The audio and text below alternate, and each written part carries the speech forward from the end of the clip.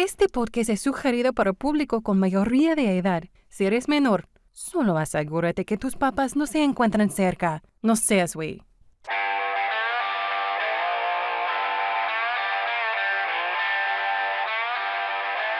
One, two, three. Yo hago el amor porque soy una persona muy sociable. Pero lo mío es la chaqueta. Bienvenida al podcast Sin Razón. Yo soy Aldo Verástegui y me da muchísimo gusto que me escuches y espero que te quedes conmigo a este diálogo interno que externo. El día de hoy tengo el placer de tener como invitado a un hombre nacido en Ures, Sonora, México, actor de profesión. Y como dato curioso, literalmente, cada vez que va a entrar a escena, va cagando. Mi querido Irineo Álvarez, ¿cómo estás? Pues un poquito cagado. No es cierto. Oye, ¿ahorita ya no te dieron ganas? Muy contento, mi niño, porque este es mi primer podcast. Ajá. Y yo sí les tenía como mi respeto y no estoy tan adentrado, pues eso es lo que sucede, pero los tiempos cambian, entonces hay muchos podcasts y hay mucha gente que está revolucionando nuevas formas de decir y de contar historias, verdades o mentiras. Sí, es como esta nueva narrativa, ¿no? En la que puedes compartir tu vida de la forma más auténtica, porque finalmente no tienes nada que ocultar, sino hablar o compartir tu conocimiento. Sí, ¿será que nos escuchan los que se parecen o piensan a como piensa uno? Sí, claro. Porque alguien que me quiera escuchar a mí y que no comulga conmigo, pues se va a ir a los 2-3 minutos, o me echa de la madre, ¿me entiendes? Sí, es como la... Pero es como todos, también cada quien tiene su ¿Morbo? O a veces morbo. Fíjate que está en uno de los episodios de Haters, dicen que los haters son tus fans, son tus mayores fans, porque son los que están ahí siempre viendo a ver qué haces, ya sea para chingarte o para decir algo negativo, pero finalmente ya consumieron lo que dijiste o lo que hiciste, ¿no? Entonces, claro, ahí ya por lo menos, pues sí, mucho hate, pero ahí están. Qué mundo tan feo. Sí. Oye, pues vayamos y empecemos por el principio de las cosas, porque me interesa mucho saber de ti, de tu formación, de todo. ¿Cómo fue la primera vez que te pasó por la mente el hecho de pensar en ser actor en la vida? Puta, pues no fue fácil, pero a la misma vez fue muy fácil. Creo que estamos viviendo una era, un tiempo donde nos estamos permitiendo, que tiene que ver mucho todo este mundo que estábamos hablando del podcast. Antes estábamos educados por un canal de televisión, en mi tierra había un periódico, estaba la radio, estaba la iglesia. Entonces a huevo tenías que ir a hacer la primera comunión. Yo ni siquiera sabía qué era lo que estaba haciendo. Me pasaba de noche. Uh-huh. Tú ibas y cumplías. Yo de hecho en mi pueblo ofrecí. Fíjate cómo puede malentenderse ahorita en este tiempo. Porque mi mamá me daba un ramito de flores que cortábamos ahí en el pueblo. Y entonces tú entrabas vestido de un color claro, que regularmente yo llevaba como un color caqui, muy cremita, muy suavecito. Y entonces tú ibas y le pones a la Virgen, ¿no? Tú vas a ofrecer, es en el mes, en mayo son las niñas, creo, y en junio son los niños. Entonces íbamos y entrábamos, no sé, 30 niños, ¿no? Uh-huh. Entonces cada uno vas enseguida de otro o vas solo, y entonces vas y nada más se veía llena la iglesia y la Virgen de Flores. Yo corría, me daban junto con un zape, porque era así como que venías de jugar, ¿no? Entonces entraba a la iglesia, la ponía y ya se me acababa. Uh-huh. Entonces, creo que mucho de mi vida he pasado en la inconsciencia yo. O sea, es como esto que te di estas imágenes para que no sabes ni por qué haces las cosas, mas sin embargo había que hacerlas porque te lo decían. Entonces había un canal de televisión que prendías la tele y no había dónde cambiarle. Sí, claro. Lo que te dijera ese canal pues era la neta. Sí, era la lo que neta. se convertía en la verdad. Entonces era el noticiero, era el mundo que nosotros, o a lo menos yo, chopé. Entonces, al igual, yo crezco en una familia ganadera. Ures fue capital antes de Hermosillo, de Sonora. Es un pueblo más o menos grande, pero fue capital de Sonora. Yo soy de una ranchería todavía de ahí, más chiquito. Entonces era mi papá ganadero, agricultor. Entonces, pues no había... No tenías una referencia. No tenía ni referencia ni el mundo de conocimiento. Simplemente que de chiquito yo fabricaba en mi imaginación un mundo. Entonces jugaba, cambiaba las voces, como cuando oyes a un niño pelear y qué hace, ¿no? Y va, hola, y el otro dice, hola, ¿no? Entonces, así fabricaba yo mi mundo desde chiquitito. Y entonces yo siempre hablaba solo y siempre decía que iba a vivir en la ciudad más grande y que yo iba a subir escalones. Para mí me daban la sensación de subir escalones, de grandeza, de poder o de lograr cosas, ¿no? Pero yo vivía en una ranchería, en un pueblito muy chiquito donde, no sé, tendrá 200 habitantes, una cosa así. Yo no sabía ni qué era ser actor, pues, o sea, porque a mí no me dejaban ver novelas. Entonces, pues así crecí y viendo lo que estaba enfrente de mí y lo que se te va de alguna manera, como cuando empiezan los papás, ¿no? En aquel tiempo. Hijo, creo que hay que buscar una novia. Hijo, creo que hay que casarse.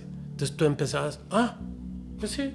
Entonces es como si te prendieran el cerebro y tú dices, te tengo que buscar a alguien. Entonces, pero antes sí, claro, no se accionaba porque tú no podías decirle a tus papás, oye, no, fíjate que yo sueño. ¡Sas! Sí. O sea, tú vas a hacer lo que yo te diga.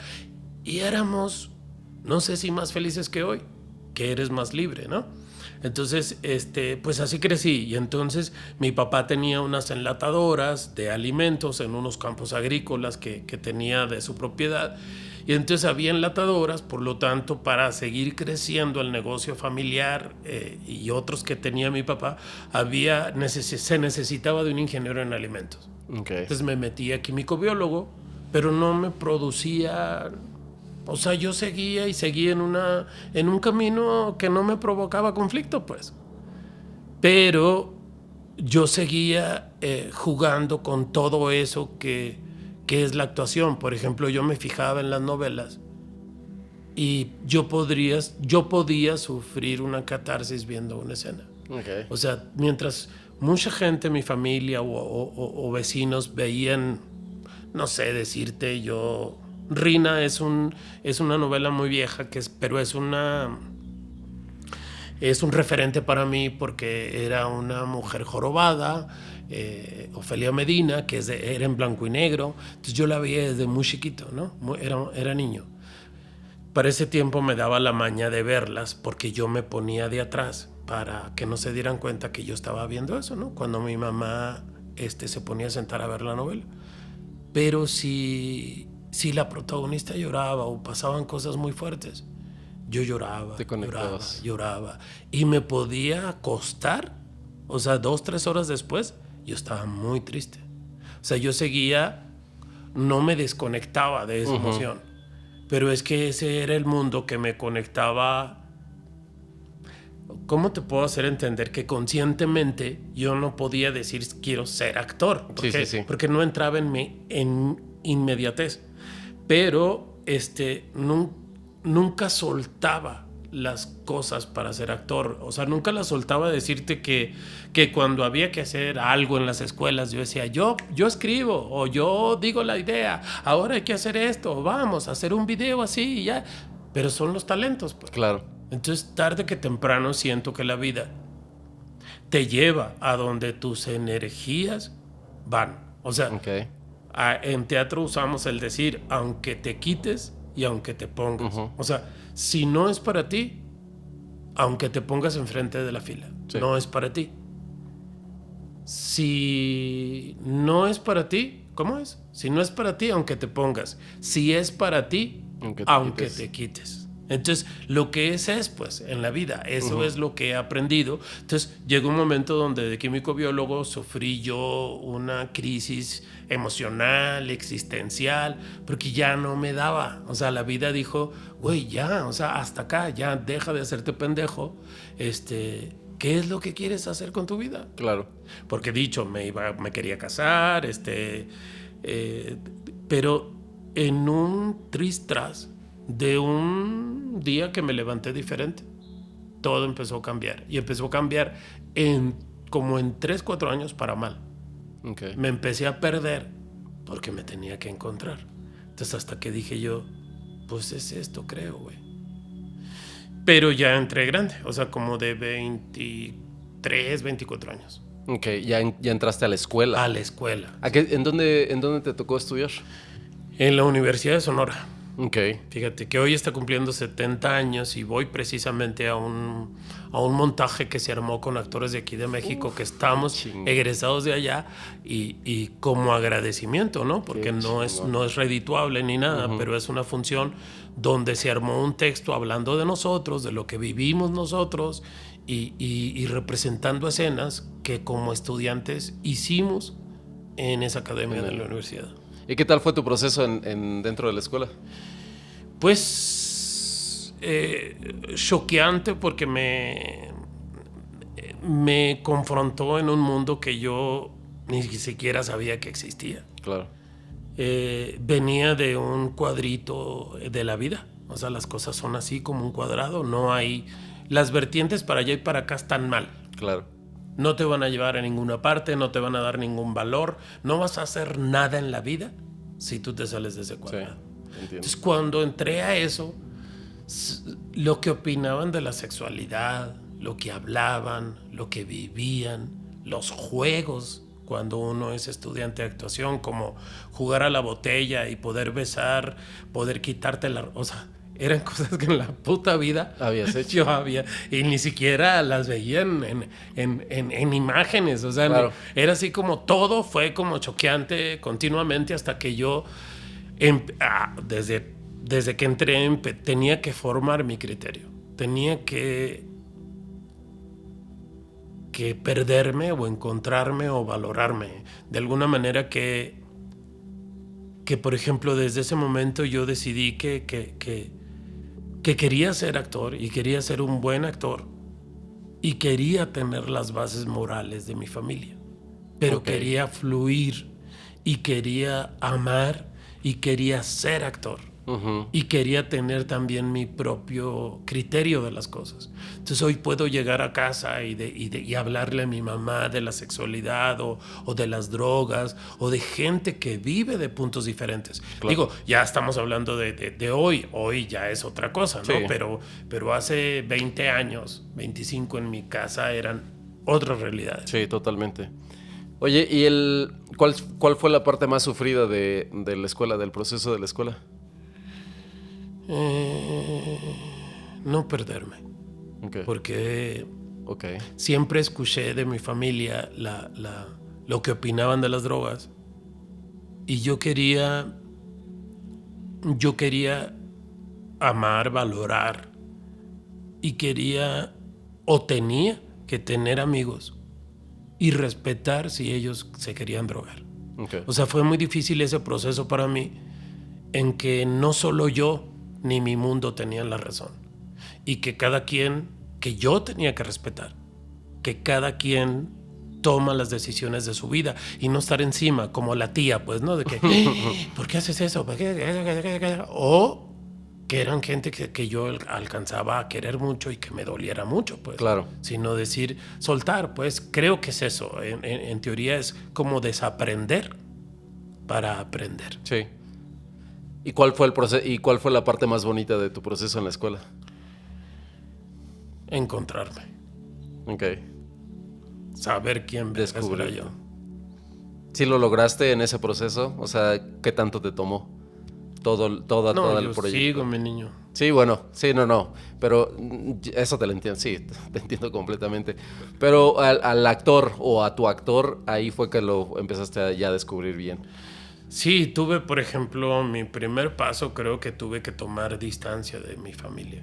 O sea, tuve que alejarme para poder yo tener una perspectiva y que ellos también, como yo sabía que me iban a reprobar continuamente, para poderme salvar.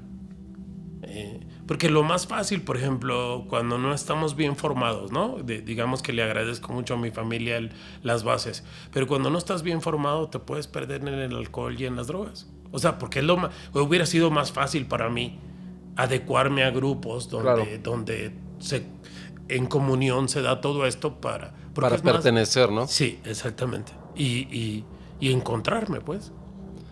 Oye, y pasando ya a la escuela, ¿en qué punto de la vida te encontraste y dijiste, sí soy actor, sí ya soy actor? Cuando cobré. ¿Cuando cobraste la primera vez? No, pues sí. ¿Te acuerdas de tu primer pago? Sí. Ahora sí que de tu primera chamba, ¿te acuerdas? Mi primera chamba. ¿Cuál fue tu primera chamba? Pues una obra de teatro donde yo... lo que pasa es que en Hermosillo, fíjate, te voy a hablar me voy a llevar a compañeros entre las patas. Del mismo pueblito donde yo soy es Jesús Ochoa, un actor de acá. Sí. Entonces somos de un pueblito tan chiquito de personas y que de alguna manera ya sabes que en los pueblos chicos mi nana cogió con el fulano, sí, la tía con el sutano, entonces todos los apellidos empiezan a mezclarse, aunque no lleves los mismos, todos se han cruzado, la sangre se cruza, ¿no? Sí, claro. De tal manera que pues termina siendo pariente de todos. De todos, sí. Y por eso todos nos parecemos, pues también a la misma vez. Entonces, ya sabes, o sea que ya cuando yo vaya a Ures voy a ver... Era puro Irineo y Shoshua.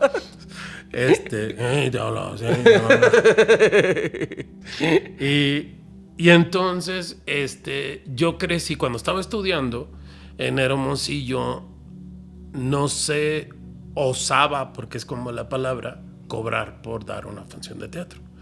Tú ensayabas como 2 meses y si acaso te presentabas 2 o 3 días, ¿no? Y se acababa, o sea, la emoción se acababa, si acaso ibas a festivales o algo. Pero yo crecí estudiando así. Entonces, en el tiempo, yo todavía no salía de estudiar. Cuando Jesús Ochoa y otro actor compañero de él, que se llamaba Alfredo García Márquez, como el escritor, osaron en poner un precio a la obra que ellos estaban presentando. Entonces, todos los actores se ofendieron, porque la verdad yo ni tenía una opinión propia, pero yo veía que decían, pues, ¿cómo es posible, no? O sea, qué malagradecidos, que esto, que lo otro. Y resulta que estaban abriendo la puerta. O sea, y yo escuchaba que otro bando decía, pues, tenemos que luchar por la profesionalización del teatro. Pero yo no alcanzaba a entender, se me hacía muy rimbombante, profesionalización del teatro. Y es igual, o sea, ahorita pueden oír la gente decir que mamá se está diciendo, pero es lo mismo, yo les estoy hablando del teatro, pero es lo mismo del albañil, del plomero, del que pinta las casas. O sea, ahora todo mundo le es más fácil, ¿no? Por los tiempos, pero hubo unos tiempos donde había ciertas profesiones o trabajos donde tú podías menospreciar o no había una etiqueta de cobro, pues, ¿no? Incluso no sé si lo llegaste a escuchar, pero muchas personas pensaban que la actuación era un hobby. Sí, por ejemplo. Que de ahí venimos, yo creo, pues porque claro que los que lograban sobrevivir a través de los tiempos desde la antigüedad del teatro era cuando los gobiernos te becaban como una compañía que pertenecías tú, ya sea a Hermosillo, a Sonora, en este caso a México, pero eran los únicos que existían, pues. Entonces todos los demás hacíamos hobbies y eso se logró como agrandar, ¿no? Entonces me acuerdo cuando me pagaron y entonces fui a tiendas y a cada hermano, a mi papá y a mi mamá les compré su regalito, ¿no? Entonces no me importó quedarme yo sin nada, sino era como el placer de compartirlo, pues, ¿no? Y a partir de ahí no sabía ni tenía conciencia de este Irineo que te hablo yo, de la inmediatez y de cómo mi vida se ha ido como si fuera un río, un cauce, donde así puedo describirte mi vida. Que he navegado y me he detenido y a veces he luchado por decir por qué estoy detenido, por qué mi vida está detenida. Pero no soy un güey de artimañas, no soy un güey que planea, no soy un güey que como que soy más creativo más que pensante del cerebro. Entonces, por ejemplo, de estudiante muchas gentes me decían cosas que yo no las creía y entonces la vida me fue llevando, me fue poniendo de tal manera que en mi tierra logré ser. Yo quería que mi nombre en Hermosillos la gente supiera quién era Irineo Álvarez. Y que yo en un futuro pudiera monetizar eso. O sea, si yo quería vivir de actuar, tenía claro. que en un futuro, en una obra o en algún trabajo, poder decirle a la gente, va a estar Irineo Álvarez. Quiero ir a verlo, ¿no? Invertir un dinerito. Eso lo tenía claro porque es muy simple, ¿no? Pero entonces fui como topándome con esas cosas de tal manera que dije, no, pues para que me conozcan necesito ser locutor y ser conductor, que es lo que más ve y consumía la gente hace 20 y tantos años allá en Hermosillo. Entonces me metí de locutor, luego me metí de conductor y entonces la gente ya podía ubicar quién era Irineo Álvarez, ¿no? Y esa fue la parte en la que ya te sentías actor y ya te sentías tú más sólido, ¿o todavía tuviste un proceso después de eso? No, ya por ejemplo me tocó la suerte o la bendición de que tuve manos que dijeran ven para acá, ¿no? Directores, cuando te ven, directores, productores. Y entonces tuve la buena fortuna de que en la vida el Chovi, o sea, Jesús Ochoa, pertenecía a una mancuerna, una dupla con Sergio Galindo, que es como el autor, director y actor más reconocido de Sonora, por decirlo. Es el que escribe y dirige sus propias obras, entonces es como muy chingón, ¿no? Porque yo no sé ni escribir ni sé dirigir. Entonces tiene bastantes talentos y empezaba a trabajar con Jesús Ochoa. Entonces, cuando te digo que fueron los que lograron profesionalizar el teatro. Entonces ellos empiezan a hacer este movimiento y Jesús Ochoa se viene a estudiar a México. La carrera. En ese momento, Sergio Galindo dice, necesito buscar a un tipo físico y artístico como Jesús Ochoa. Entonces yo iba saliendo de la carrera. Entonces él dice, oye, ¿quieres audicionar? ¿Quieres hacer esta prueba? Y todo, sí, la hice. Entonces caí en las mejores manos. Claro. Era como, eso te digo, pues yo no le dije al Chovi, oye, vete a estudiar, ¿no? No, sino que las cosas se fueron dando y entonces yo estuve en manos de Sergio Galindo como unos 10, 12 años allá. Entonces aprendí, fue mi mayor mentor y de hecho Jesús Ochoa y yo seguimos trabajando con él y seguimos apoyando la compañía que él ha formado allá en Hermosillo y vamos cada año a trabajar con la compañía. Qué chingón, solamente por el agradecimiento de la formación. Sí. Y el placer y el que en este caso Jesús Ochoa y yo formamos un público allá, pues. Sí, claro. Primero trabajamos en Sonora. Y en ese momento, pues yo continuamente ya estaba cobrando, pues, ¿no? Entonces ahí es como llega una obra en mi vida que se llama Huevos Rancheros, que se sigue haciendo la obra, ¿no? Tiene muchísimos años. Muchísimas presentaciones para hacer una obra de provincia y una obra, hablemos de provincia, de que está fuera de la gran capital que tiene tantos millones de personas, que tenemos en Hermosillo hay un número más mínimo, pero sigue presentándose, o sea, tiene, no sé, como 5,000 representaciones. Entonces es así, para Hermosillo es la única obra que ha logrado todos los premios que tiene esa obra. Entonces, gracias a esa obra es que yo empiezo a tener muchos frutos de mi trabajo y es lo que me abre puertas para muchas cosas, ¿no? Okay. ¿Y hasta cuándo, más bien, en qué parte de tu proceso de actor fue que llegaste a la Ciudad de México? Porque después de Huevos Rancheros, Galindo empieza a escribir unas obras de un suceso que pasó en Sonora, que es a 3 pueblos llega un decreto federal donde van a hacer presa. Van a hacer una presa y entonces le piden a los habitantes de esos 3 pueblos que se tienen que ir porque se va a inundar de agua, porque va a ser una presa, ¿no? Entonces, imagínate ante esa realidad para gentes de un pueblito chiquititito que podrían tener 150 personas. Ahí nació mi tatarabuelo, mi tata, y ahí nací yo, aquí formé mis hijos, yo aquí, así. Toda una vida ante esa gente tan franca y que han vivido en un punto, ¿no? Sí, claro. Ellos no tienen más visión ni les interesa. Sí, ¿no? Entonces les cambias la vida y a mí me tocó hacer 2 obras de esas. Y en una obra de esas, ¿te acuerdas de la imagen que me parece una de las imágenes más bellas de Titanic? Cuando los par de viejitos, uno de ellos decide quedarse con ella, viene el agua, se está hundiendo el Titanic, y él decide y la toma en la cama, la abraza y ¡fua! Se entra el agua. Creo que sí la recuerdo. Entonces el señor decide no abandonarla a ella, ¿no? Porque se pudo haber salvado. Sí. Pues el Galindo hace como una historia real de esos pueblos de Sonora, donde a mí me toca ser el viejito, donde yo decido quedarme con mi mujer. Ok. Porque a mi mujer, antes de salir, la pica una serpiente y entonces ya no se puede mover.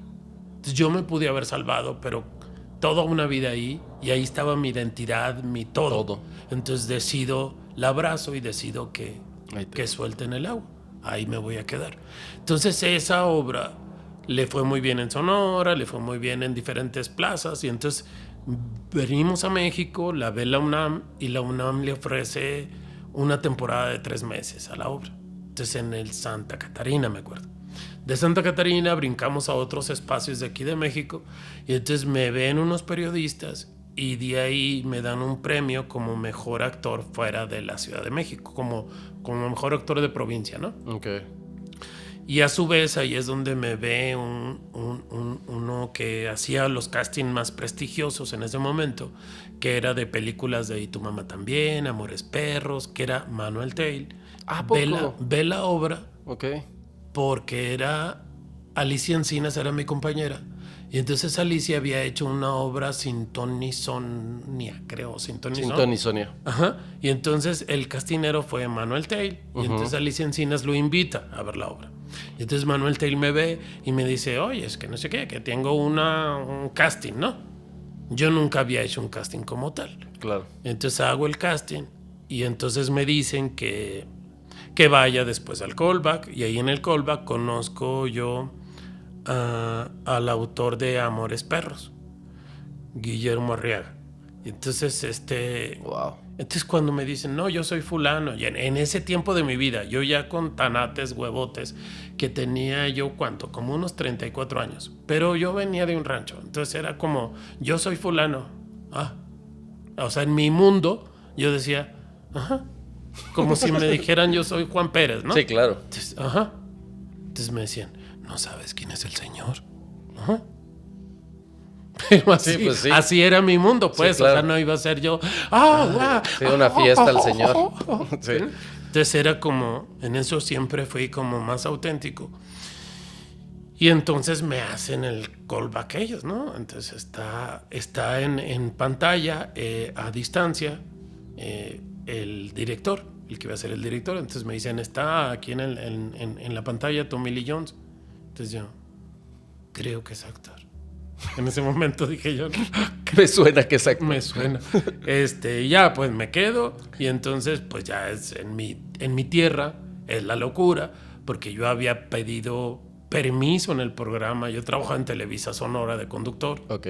Entonces yo pedí permiso para venir a hacer la temporada de 3 meses y luego irme. Pedí permiso en la radio, y pues siempre yo me estaba estrenando, me acuerdo, un coche último modelo. Tenía recién estrenándome un departamento que estaba apenas amueblando. Tenía como una semana de que me cambié para disfrutar todo ese departamento nuevo y claro. Toda la madre. Y pues dice mi mamá que siempre no. Tuve que renunciar a todo porque para mí, o sea, cuando hice la peli pues dije, en la madre. Es la de 3 entierros de Melquiades Estrada, ¿no? Así llegué. Es una película totota, sí, bueno. Así llegué, como de chiripa. Y es como te digo, el río me va llevando de nuevo. O sea, yo no llegué a la capital diciendo, ¿y a qué horas se lo cogen a uno? Sí, claro. No, sino es como me puso, pues, o sea, llevaron a este del casting y así, pues, no llegué como otra gente llega a la carrera, pues, ¿no? Sí, claro, porque, por ejemplo, de las experiencias de algunas otras personas, lo primero que buscan es, en cuanto terminen la preparatoria, quieren salir volando a la Ciudad de México para estudiar en una escuela de la Ciudad de México, ¿no? Que sería los caminos humanos, pues, sí. Porque también es como... Hoy el desafío en mi rubro es que hay tanta gente bella. Antes era María Félix, un relativo a la belleza. Pero era pues, la que era bonita. Sí, claro. No había más trucos. La que era bonita era bonita. O sea, ¿no? Y la que era más pompuda, más esto, más lo otro, pero no lo podías modificar todo. Y ahora como todo se modifica, la edad se detiene. Entonces todos nos parecemos. Sí, la competencia se vuelve casi... Sí. Pero tú vas y lo que te puede suceder hoy es que puedes sintonizar una telenovela o una serie, ¿no? Digamos más la telenovela.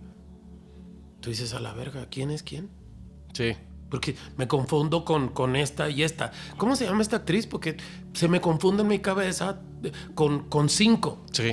Ni siquiera sabes los nombres de las 5, pero las 5 tienen... son como una belleza latina impresionante. Sí. Como una versión de Salma Hayek, digamos. Sí. Sí, hay momentos que es muy inverosímil cómo adaptan las personas. Ya no sé si es responsabilidad del productor o del director, pero me parece incluso que por momentos es esto, una pantalla en la que ves y ves pura gente idéntica.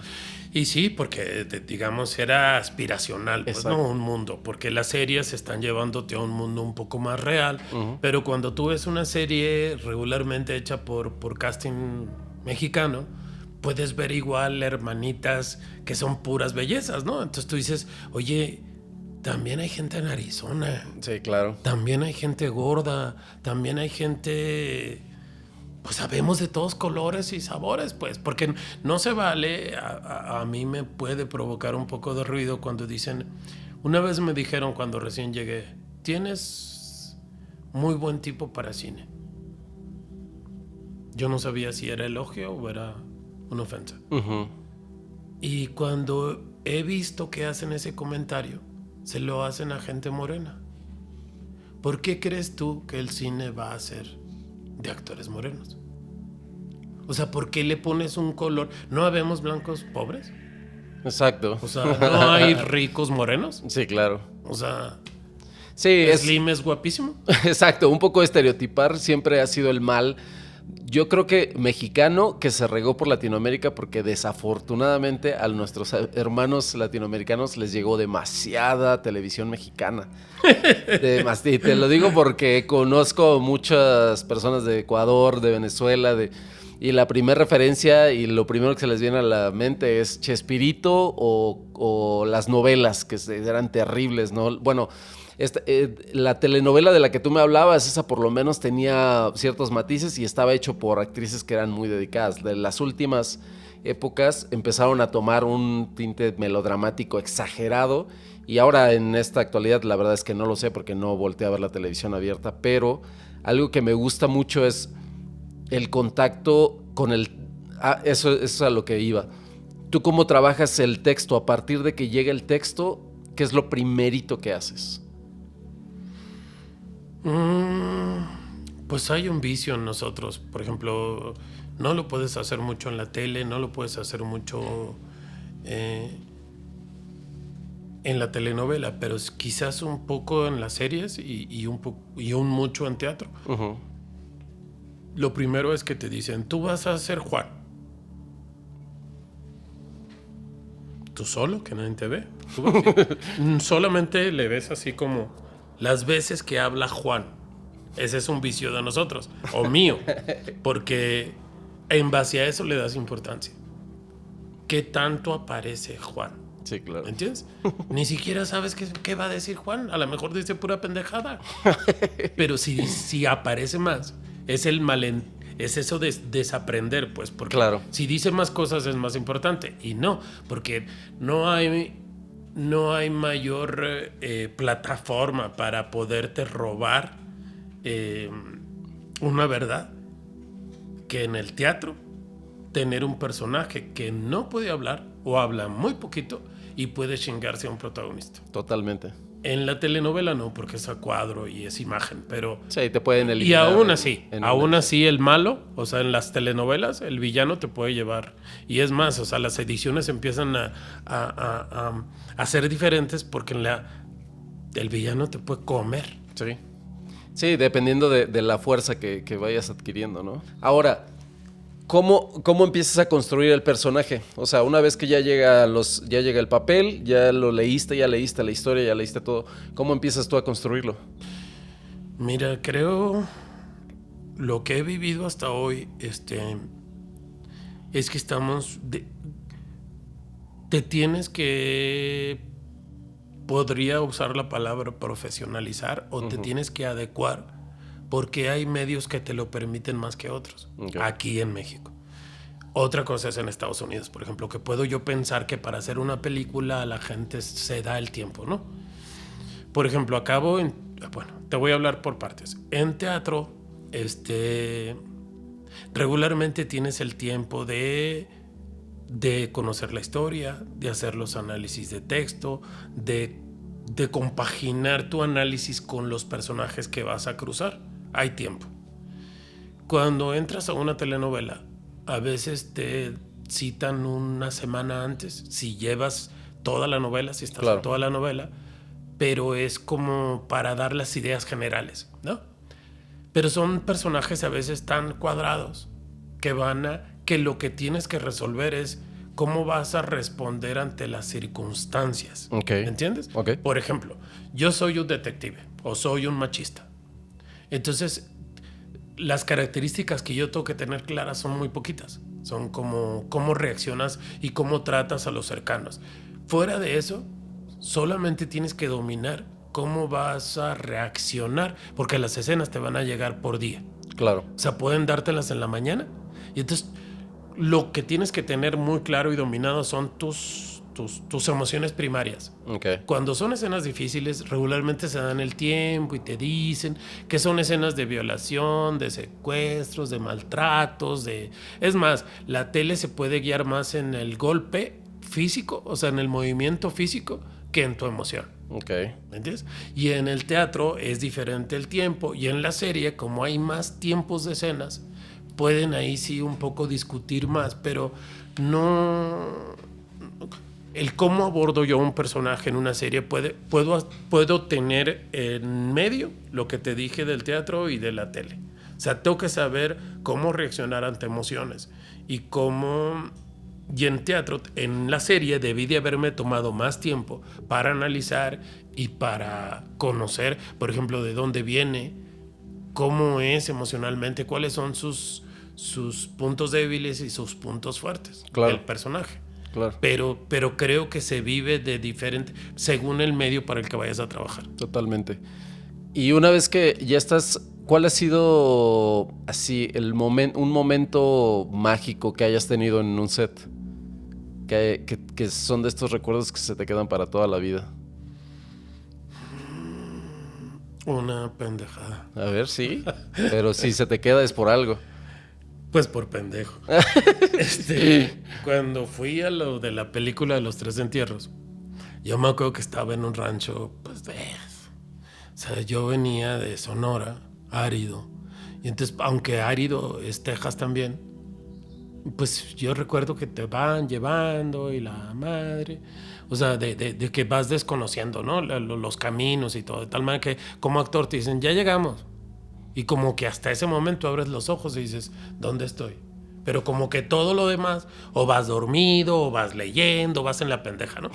Entonces cuando me acuerdo que me dicen, esta es tu recámara, tenía en primera, yo lo que recuerdo, todo era como muy blanco y madera, ¿no? Como esa mezcla como contrastante. Entonces yo veía solamente que el edredón era acolchonado. Entonces tenía plumas de ganso, porque al acostarme yo soy muy caluroso, porque vengo de tierras áridas, y entonces yo decía, ¡ay, ta madre! ¿no? Y tiraba todo y todo, ¿no? Pues, ¿qué chingados tiene esto que me da tanto calor? Y yo solo me asomaba a la ventana y yo veía que había un tráiler grande y se subía gente cuando terminaban el llamado y actores, y se bajaban con un chingo de sabritas, nieves, paletas, chicles, todo como que yo decía, pa, que no lo pagan, ¿no? Entonces pero yo era mi primer salida, mi primera experiencia en la vida de eso. Entonces yo soy, me puedes matar con los nachos, con las papitas estas verdes y con la nieve. Y entonces me daban un viático bastante grande para poderme pagar lo que yo quisiera, pero estaba en un rancho, o sea, no había nada más que esos trailers, ¿no? Y lo que te daban de comida, que yo tenía un chef así como personal, que era toda una locura para mi existencia, pues, ¿no? Entonces todo me daban, todo lo que pedía. Entonces dije yo, voy a guardar mis viáticos y voy a hacer un chingo de dinero. O sea, era mucho dinero. Para mí era... Todo lo que ganaba en un año lo estaba ganando en muy poquito tiempo. Y entonces era mucho dinero. Entonces yo decía, puta, ¿no? Me voy a comprar una cámara, me voy a comprar un Dixman con el dinero de los viáticos. O sea, era así como, esto es un dineral para mí, ¿no? Y entonces, pues ya, llegó el momento en que terminé, pero todos los días me asomaba por la ventana y yo decía, se me hacía agua la boca, ¿no? Pero no iba a gastar. Entonces, al final, cuando me dicen, ya, pues tus maletas están arriba, ya te vamos a llevar al aeropuerto, de regreso a la Ciudad de México. Entonces, nomás volteo antes de cerrar la puerta y le digo, ¿serán muy caras una nieve? Por ejemplo, ahí le digo, si yo entro, ¿cuánto cuesta, por ejemplo, una nieve? No, me dijo, es gratis. Para los actores es gratis. Putísima ¡Puta madre!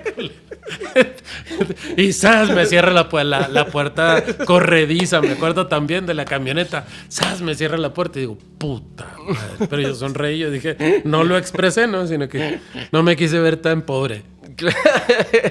Ah, qué bueno, porque no se me antojaba. Ay, ahorita me compro el mío. Como los niños. O sea que ahí estaba la tiendita de los snacks y no la pudiste aprovechar. Para los actores. Bueno, pues ni modo. Pendejo. Pero ¿qué tal ahora en las producciones? Llegas luego ubicando. Tráigame rufle, por favor. ¿Cuál ha sido de la actuación algo que personalmente te haya ayudado? Que emocionalmente haya contribuido a algo en tu vida. Creo que este personaje, por ejemplo, del que te hablaba, del señor que decide quedarse con su esposa. Sané mucho, como llora mucho el personaje en escena. Es un trabajo distinto. Aunque puedo tender mucho como actor a ponerme sensible. O sea, yo reconozco mis limitantes y como mi corriente, ¿no? Entonces hay muchas escenas que para mí pueden ser más fáciles de resolver, a otros actores no. Y en eso yo me he dado cuenta, pues. Entonces yo me he dado cuenta que la emoción quebrante es muy fácil llegar para mí a ella. Porque estoy más acostumbrado a que como norteño casi siempre me dan personajes agresivos, de bravucón o de tajante, ¿no? De mandón, así, de tener control de las situaciones. Y entonces en México regularmente no tenemos muchas historias donde los personajes naveguen por todas las emociones. Sí, que sean más vulnerables, ¿no? Son más cuadrados. Entonces o sea, puedes ver series o historias a nivel mundial donde el que tiene el control, lo interesante es que pierde el control. Sí, claro. Y en esa obra era eso. Y entonces es como es como desde que entraba yo a segunda llamada, por ejemplo, yo ya me iba preparando, porque al final es cuando explota, ¿no? Como catarsis. Pero yo entraba en cierto mutis, digamos, o en ciertas... Yo tenía que entrar ya con el nudo, ¿no? Entonces toda la escena soy bravucón, toda la obra soy como el que controla y lleva la situación. Pero creo que ahí sané mucha identidad, ahí sané muchos momentos con mi padre y con mis abuelos, porque los personajes se parecen a ellos. Entonces también resultó algo muy sanador para mí, pues porque es poder ver desde otra óptica, ese personaje no se parece a mí, pero es poder ver desde otra visión el sin razón. Uh-huh. O sea, es como he entendido en la vida que todo acontecimiento, toda idea puede tener varias verdades.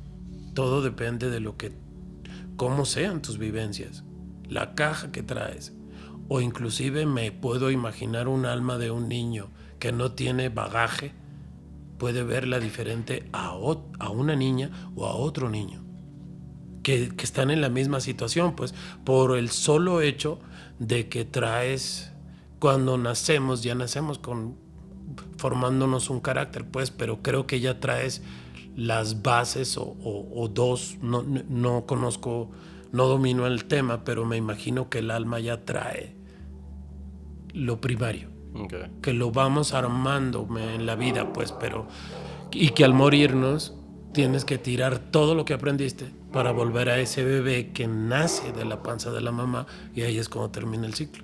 Ok, sí, ya te entiendo, porque justo estaba pensando en eso. Conversaba con mi hermana, me parece, o no recuerdo en específico con quién conversaba.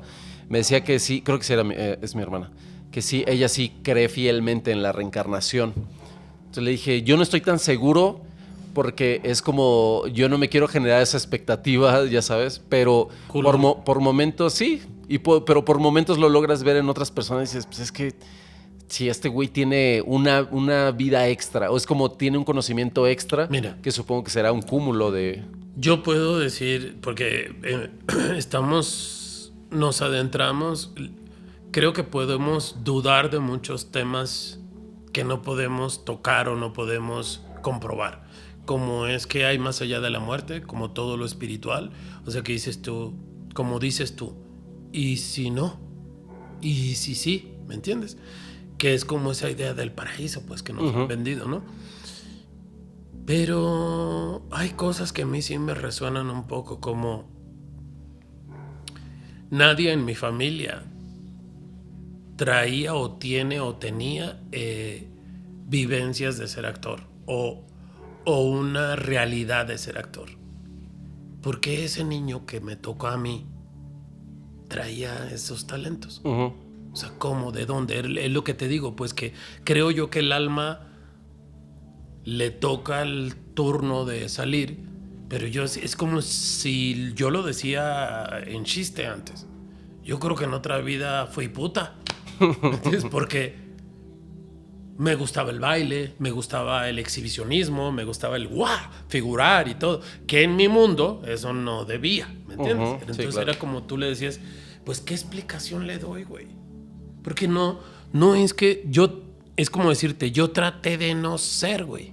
Sí, porque hasta, o sea, porque hiciste hasta lo imposible. Sí, porque estudié, me metí, hasta que mis hormonas dijeron, o sea, todo el cuerpo se cuatrapeó. Y dijo, no, es que tú vas para allá, ¿no? Sí.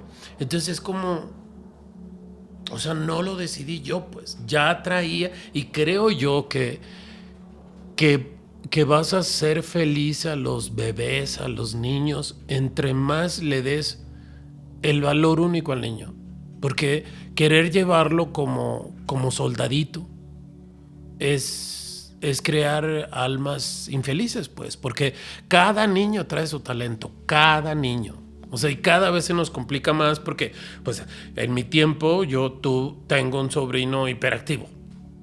Pero puta, ahora son hiperactivos TTP, TTA, TTT. Hay muchos tipos. Y entonces tú dices, puta, güey, cada vez se vuelve más difícil. Entre más conozco, más desconozco. Y es que, ¿sabes qué? Estoy en esas contigo. Yo lo he compartido en algunos momentos. Que yo creo que un ser humano al que se le tiene que cuidar más que a cualquier otro es a los niños. Por encima de todo. Y no solamente cuidarlos, sino acompañarlos más que ordenarles. Porque yo decía que el mayor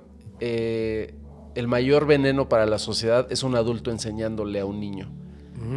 Porque los adultos ya estamos tan amañados, tan acostumbrados, tan con nuestro propio conocimiento, que en vez de volvernos compañeros nos volvemos educadores. Pero si lo piensas, puta, así como llevamos la humanidad, entonces algo no está funcionando bien, ¿no? Entonces... Pero creo que empiezas a ser infeliz cuando tienes la conciencia y no lo haces. Porque cuando tienes la conciencia y lo haces, o a veces la gente lo hace sin conciencia, lo hace porque son buenas personas. Entonces, creo yo, ahí es donde yo me topo cuando llego a la capital acá. No quiero que se me ofendan los capitalinos, pero quiero hablarles de realidades diferentes. Totalmente. Por eso los provincianos, entre más de ranchería seas y llegas a la capital, te puedes dar cuenta de la ingenuidad, te puedes dar cuenta de la nobleza, te puedes dar cuenta de cosas que el capitalino fácilmente ya perdió. Sí. O sea, de niño las perdió. Entonces, porque es el entorno también. Sí. O sea, porque el de la ranchería no se tiene que enfrentar a las cosas que se enfrenta un niño aquí. Por ejemplo, cuando yo camino y veo a los niños en las primarias, yo digo, puta, aquí sí que los tienen que recoger. O sea, aquí sí que es muy difícil que el niño se vaya solo. A su casa. Sí, claro. O sea, por las cosas, entonces se llena tanto de desconfianza el niño, que el niño desconfía del humano, del adulto. Y entonces va llenándose de miedos. Entonces, ese niño no es igual al de un rancho. Claro. Porque el del rancho... No hables con extraños, pues si nunca llega un extraño. Y cuando llega un extraño, claro, lo tratan como rey. Sí, claro. Entonces son realidades que nos van formando diferente. Y yo como estás diciendo tú, creo que debemos de darle más valor, desaprender de lo que nos han enseñado la modernidad y todo lo occidental para regresar a nuestros orígenes indígenas y las mejores tribus a nivel mundial, que no solamente quiero hablar de México y los indígenas, sino el budismo, todos los que han crecido de alguna manera dándole el valor al niño y al anciano. O sea, porque nosotros nos han educado a que con la edad ya no empiezas a servir. Uh-huh. Entonces hay tribus y los indígenas, los sabios, eran los ancianos. O sea, los que tenían la última palabra eran ellos. O sea, la última palabra me refiero a valor. Uh-huh. Y ahora ni valor tienen. Sí. Ni el niño. Entonces, ven lo que hemos caído por la productividad que nos han enseñado. Sí. Sí, Pero no somos máquinas, somos entes vivientes, brillantes, con luz, con energía, que es lo que la productividad no quiere ver, ¿no? Sí, porque eso es justo lo que la productividad apaga. Sí. Apaga tu ímpetu, apaga tu creatividad, tú vuélvete funcional y vuélvete nada más a lo que se te dice. Pues volvemos a los temas estos de reencarnación y demás, pues. No quieren que existan. O sea, quieren que pienses como en la cajita. Sí, digo, yo en algún momento en lo que tengo más contacto es en la meditación y me he clavado demasiado en eso desde hace ya como 2-3 años y he encontrado justo una limpieza, y es esto de desaprender todo lo que tengo en la cabeza, de empezarme a limpiar, de quitar todos los prejuicios, todos los juicios de valor que nos imponen. Incluso eso que decías, yo tuve la fortuna de crecer en las dos versiones porque mi mamá es de Guerrero, de un pueblo muy chiquito, y entonces era ir al pueblo y entonces conocer a mis primos hermanos, no eran mis primos segundos, pero niños de pueblo, de un lugarcito súper pequeño, a los de la ciudad. Y entonces encontrabas las diferencias enseguida. Sí, y era muy contrastante, pero siempre crecí con un amor y un apego mucho más cercano al de darle valor al ser humano que tengo enfrente a lo que trae puesto, ¿no? Yo siempre le he preguntado a mi familia, ¿no? En mi familia hay mucho profesionista. Y siempre he debatido esto. ¿Tú crees? O sea, lo que yo he visto en la vida, el filósofo, el físico, las grandes eminencias de la Universidad de la UNAM, por ejemplo, decirte, o de Harvard, no sé, de lo más iluminado que intelectualmente, ¿no? Esa gente tan inteligente que sabe tanto. Yo puedo interpretar, comparándola con una persona que vive en una ranchería solo o con su mujer alejado en las montañas, como el papá de Heidi, el abuelo de Heidi, ¿no? Para que se den una idea de lo que estoy hablando. Yo los comparo y te puedo decir que yo apuesto porque el más pleno, el que tiene más paz y más felicidad consigo mismo, es el que vive en el monte. Entonces, ¿para qué chingados el ser humano estudia y se va volviendo preso y se va volviendo infeliz? ¿Pero por qué? Si estudias para compartir y para conocer y para ser mejor persona y para cobrar más, por así decirlo, y para ser más productivo, más. Si el mundo y Dios te lo da, es para que lo compartas y para que siembres a su vez todos estos, por ejemplo, que descubren vacunas y que descubren todas estas gentes que dejaron sello, porque a lo mejor el del monte nadie sabe quién es. Uh-huh. Y entonces, ¿por qué los actores, cuando perseguimos el ser reconocidos, el ego, la fama, el dinero, entre más se te empieza a dar, más te empiezas a destruir? O sea, empiezas a vivir en las drogas, en el alcohol. Yo siempre me preguntaba, como yo me encantaba, por ejemplo, José y el vocalista de Queen, Freddie Mercury. Sí, son dos de mis ídolos de... Entonces, ¿por qué tan chingones se autodestruyen? ¿Qué es lo que no embona? Eso es lo que yo siempre traté de embonar en mi carrera. Y entonces, cuando alguien me puede decir, güey, no mames, cuando me decían, por ejemplo, ¿no? Tommy Lee Jones, ¿sí sabes quién es Tommy Lee Jones? Sí. Sí, es un humano como yo. Es uno que tiene una profesión y gana un chingo de dinero. Eso es. Entonces es como siempre me daba miedo el ver, wow, e irme en lo fanta, que decimos nosotros, como es muy fantasioso, ¿no? O como yo no tengo más valor ni que un arquitecto, ni el arquitecto más que yo, totalmente, ni el plomero, ni en el... O sea, mi profesión me expone nada más públicamente. Sí, de ahí en eso no hace absolutamente nada. No valgo más, pues, que regularmente en esta carrera de actuación la gente cree puede subirse al tabique, pues.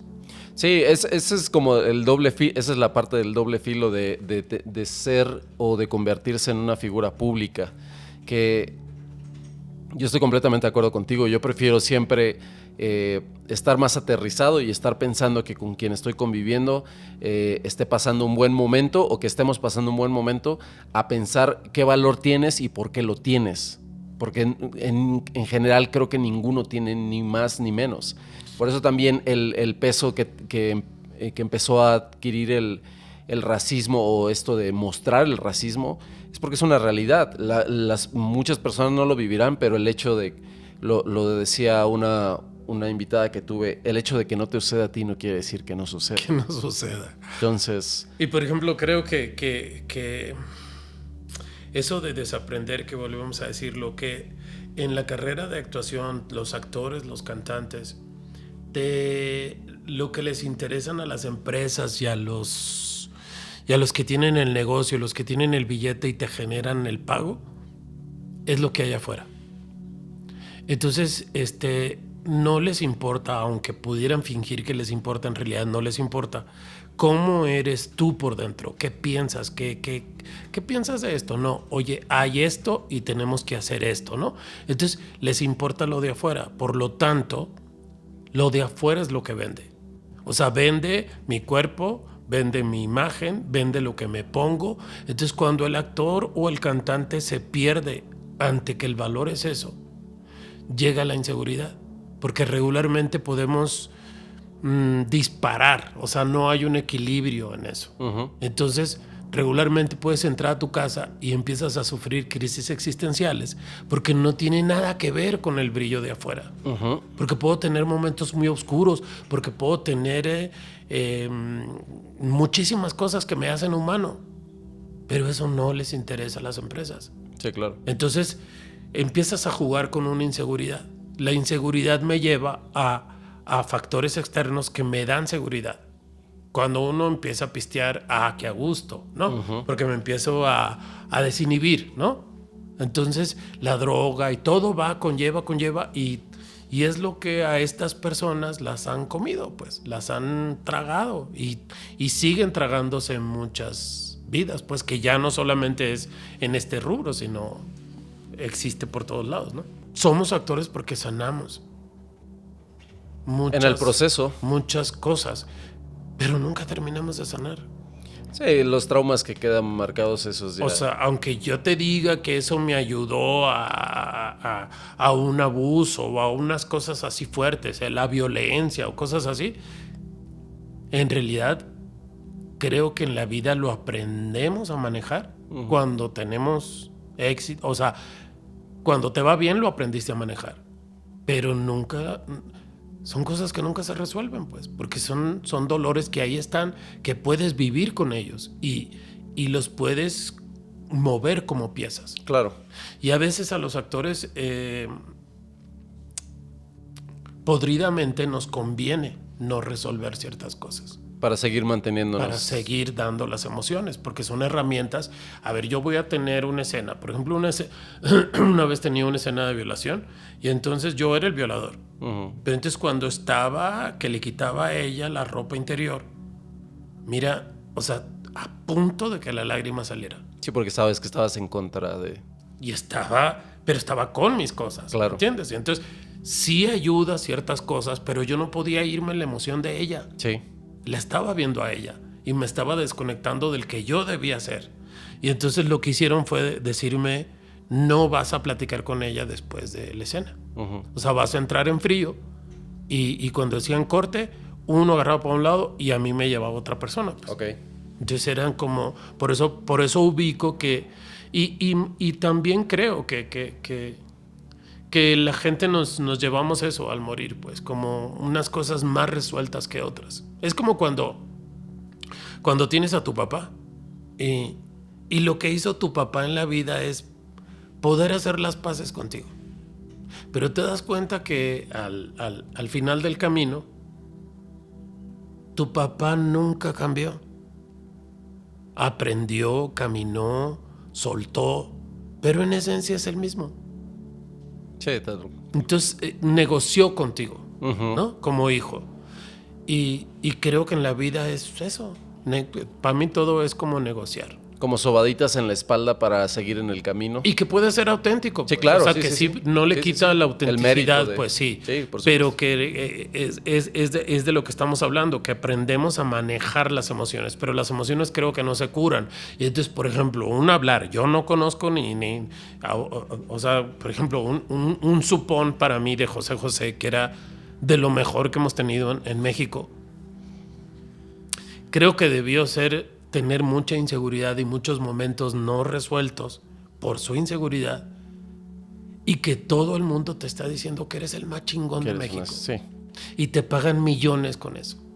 Y aun cuando sí lo era, ¿no? Sí, sí lo era, como de, sí lo era. Madres, güey, ¿qué te falta a ti? Porque sí, o Pero sea... como no podía manejar lo de adentro, porque todo lo demás era lo que salía para afuera, Claro, ¿no? claro. Pero fíjate en su cara cuando cantaba. Era inexpresivo. Vacío, vacío. O sea, no era... Pues fíjate en Luis Miguel. O sea, puede bailar y todo, moverse, pero sus ojos son vacíos. Sí que tienen, sí, una mirada perdida, ¿no? De... Pues son las ventanas, ¿no? Pero yo observo a José José, por ejemplo, y era un palo cantando. Sí, todo te lo transmitía con la voz, pero... Pues imagínate cómo estaba. Porque él también vivió una época que fue más dura para los hombres. Totalmente. Hoy los hombres podemos hablar de todos los temas. Yo puedo llorar aquí contigo y no se ve mal. Sí. Pero antes siempre tenías que estar tragando. Entonces hay que entender también a nosotros como humanos, dependiendo el tiempo Las épocas. y las circunstancias, ¿no? Sí, totalmente. Oye, para empezar a cerrar, ¿recomendarías a los jóvenes aspirantes y a los jóvenes o no tan jóvenes o de la edad que sea que se anoten en una escuela de actuación para, si ese es su gran anhelo en la vida? ¿Lo recomiendas o no lo recomiendas? No, sí, claro, claro. Aunque hay muchos tipos en la vida. Somos una carrera donde pueden pagarle millones a un actor que ni estudió y que ni es bueno. Cosa que no sucede con un arquitecto, con cualquier ingeniero. Tienes que estudiar, ¿no?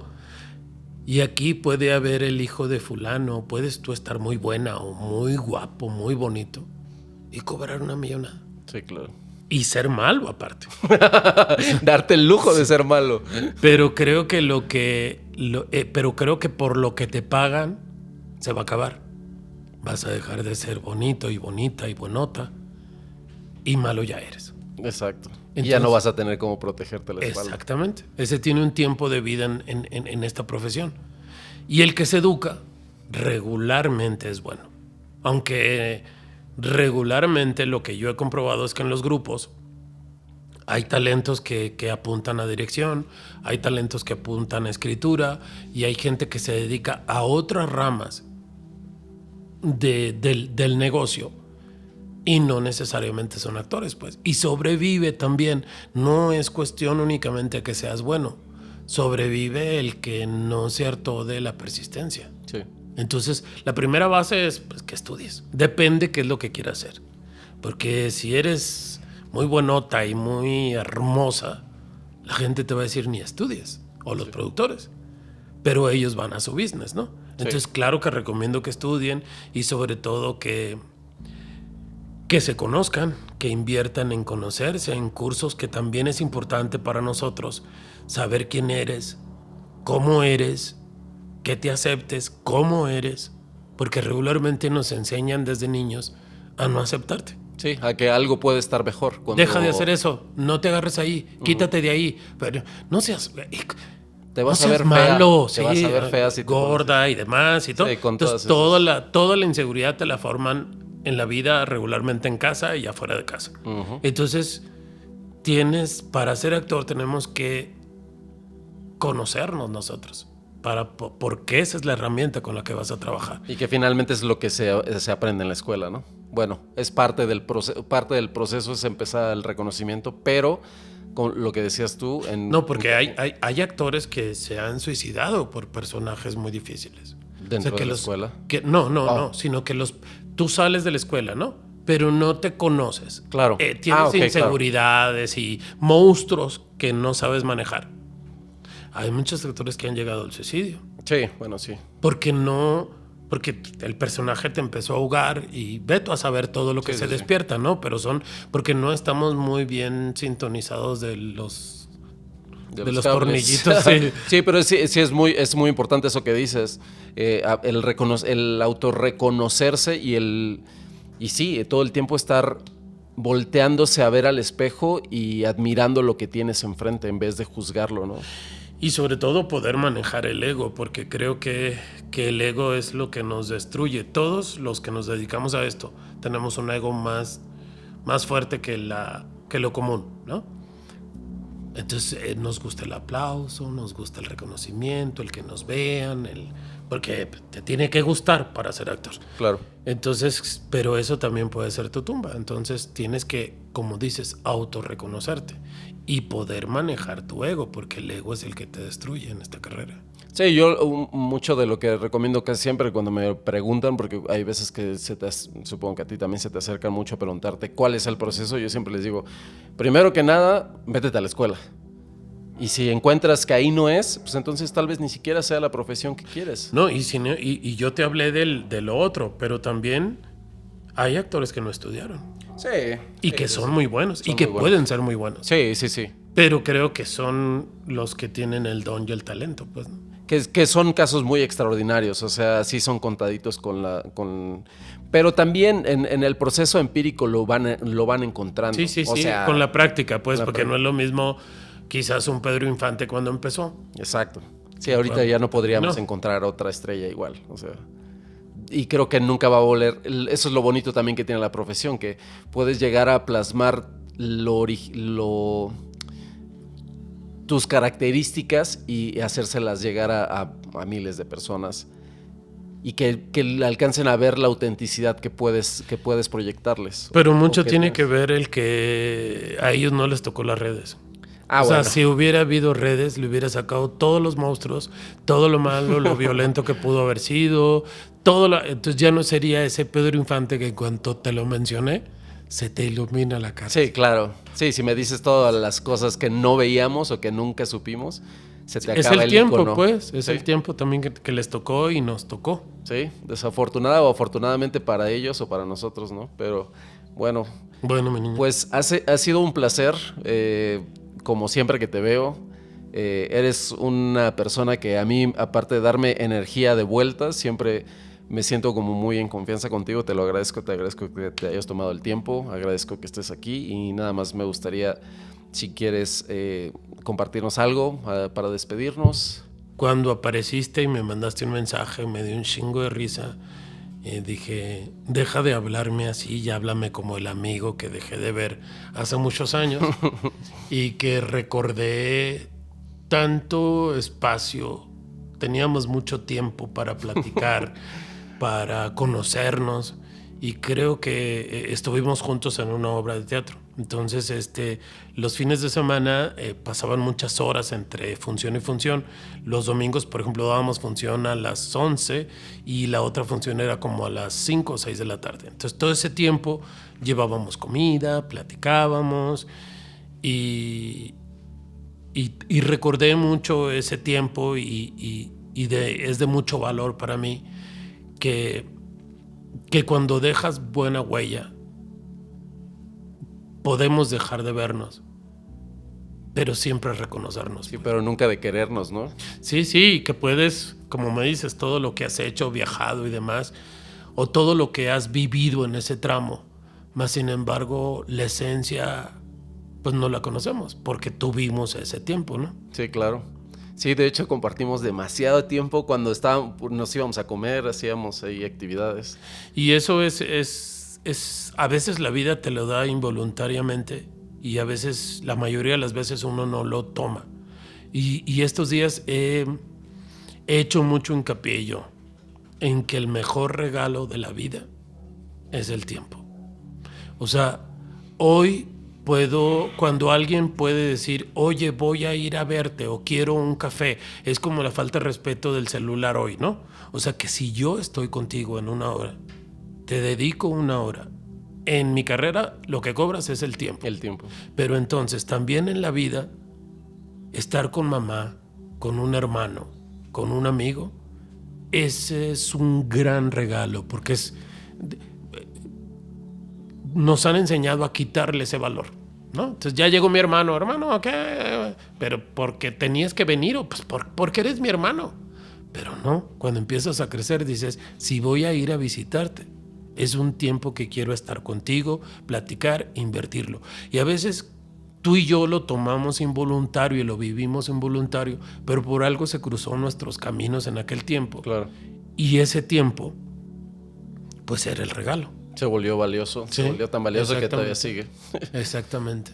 Entonces, pues invitarlos a que tomen conciencia de que el tiempo que inviertan con sus hijos o con quien sea, ese es el regalo. Que hoy que hay tanto niño suelto, cuando el papá le toque el fin de semana o cuando... Ese es el regalo. Sí, claro. O sea, que en cualquier rubro, en cualquier espacio, el tiempo es el gran regalo.